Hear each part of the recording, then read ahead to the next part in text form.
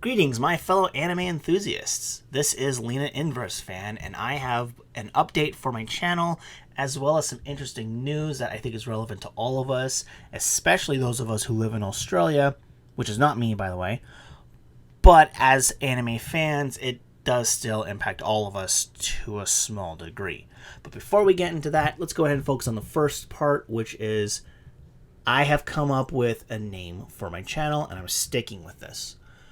Now, to go back down memory lane a little bit, I was at first thinking about one of 3 different name options, which I had asked you guys for some input in my last video, which was a bottle of sake, a bottle of ramen, and anime and reasonably on par natter, which, in case you didn't catch it, that is an attempt at coming up with an acronym based off of my real life name of Aaron.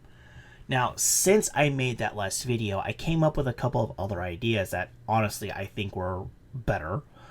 But I wanted to bounce the idea off of someone. And rather than making a new video, getting your guys' opinions or whatnot on it, I talked with some friends of mine. Not as a group, just kind of like one at a time or whatnot. And they all seemed to agree that idea number 3 was the best one out of all of these options.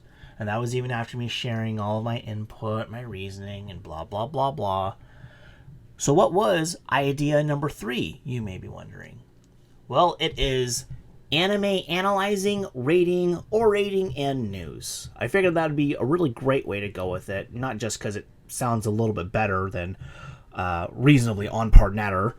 God, that was stupid. But it also covers basically what my channel is going to be talking about. I'll be analyzing things, I'll be rating things, I'll be orating about things, including possibly having other people on with me, so that way the orating is actually a little bit more of a debate format rather than just me going over stuff. And of course, news. Speaking of which, long story short, there was a politician in Australia who was trying to allegedly make the rating system in Australia a little bit more strict. But realistically speaking, he was also looking at possibly getting anime banned in Australia altogether. So, I have 2 articles for you guys. One is from, they're both from Escape Zero. The first one I'm not really going to go into that much, mostly because the second article is an update. But the original story, Australian senator calls for anime regulation over concerns of sexual abuse depictions. Now, this guy, I can understand there have been some anime that have been coming out recently where sexual content was a lot, it was pretty pivotal, like Goblin Slayer, which is one that he mentions. But looking at the first paragraph, that's right, folks, we're seeing another anime ban in the news this week. This one comes from the land down under on behalf of Australian Senator Sterling Griff, a crossbencher from the Centre Alliance Party, who used his time before the Senate to give a speech about a number of anime and their depictions of child sexual exploitation. Okay, moving on. If you guys want to read that story, by the way, I will leave a link in the description down below for both that as well as this upcoming one. This one was posted yesterday, Sunday. Australian Classification Board denies Senator's call for separate classification. And just to be a little bit on the picky side, senators should have an apostrophe in it, but whatever. These guys aren't exactly professionals. This is more like an amateur blog, at least from what I understand. But hey, you know what? They did a great job of getting information. That's what matters, right? Following the recent call to action from crossbench Senator Sterling Griff to re-evaluate and even possibly ban anime in Australia, the Classification Board for the country has released a statement in response. This comes after Senator Griff claimed the Classification Board was making decisions in isolation to criminal law. Because of this, the Classification Board Director Margaret Anderson has now responded to Senator Griff by stating the board's duty is not an assessment of the genre type or whether anime depicts real people or animated characters. Director Anderson responded to the senator's remarks, "Why don't you guys ever use apostrophes?" With confirmation, she and the board were aware of the classification of anime and manga. She claimed to be in support of classifying manga under Australian classification law, as it currently is not, but had a different response in regards to anime. Anderson stated that there is no separate classification for anime than regular film, and that they both fall under the same system of classification. Good job. Now, the article also includes a picture of Senator Griff. Right there.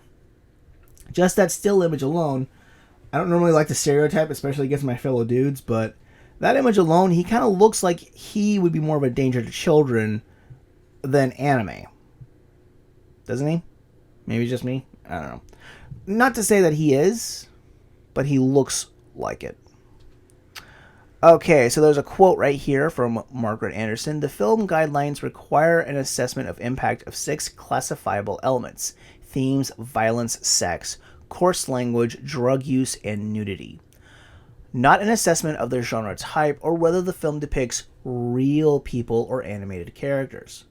Now, I'm going to go ahead and leave the article for you guys to finish if you guys want to. But yeah, this is definitely a win for us anime fans. And here's why I think that this is important for all of us around the world. Let's say that this guy were to actually successfully make his case in the worst extreme possible method, and anime is banned outright in Australia.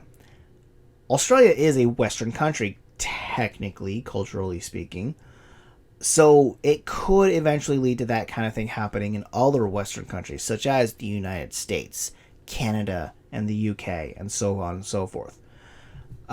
So seeing this happen, not only is it a win for Australian otaku, but it's a win for otaku worldwide as far as I'm concerned. So I will go ahead and leave this up to you guys to watch the rest, read the rest, whatever you want to do. And in the meantime, I'm going to go ahead and start working on my channel. And yes, I will most likely have one more update before then. I'm hoping to have the channel up and running by mid-April. So that's probably about as close to a date as I can get right now. So in the meantime, peace out, everybody.